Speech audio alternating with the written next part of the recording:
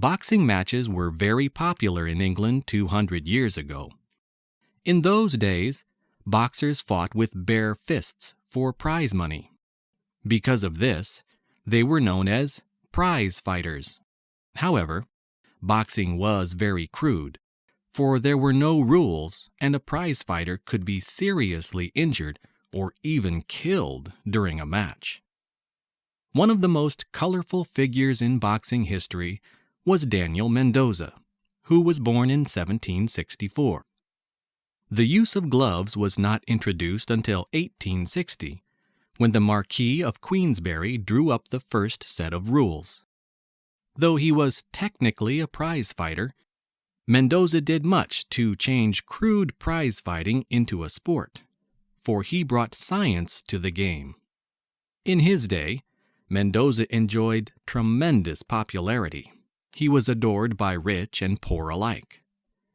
Mendoza rose to fame swiftly after a boxing match when he was only 14 years old.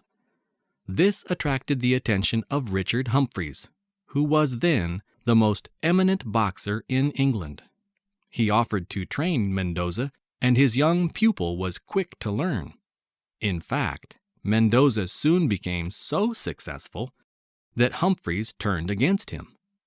The two men quarreled bitterly, and it was clear that the argument could only be settled by a fight. A match was held at Stilton, where both men fought for an hour. The public bet a great deal of money on Mendoza, but he was defeated. Mendoza met Humphries in the ring on a later occasion, and he lost for a second time. It was not until his third match, in 1790, that he finally beat Humphries and became champion of England. Meanwhile, he founded a highly successful academy, and even Lord Byron became one of his pupils.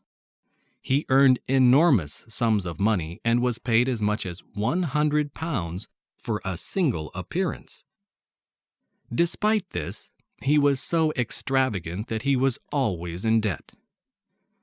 After he was defeated by a boxer called Gentleman Jackson, he was quickly forgotten.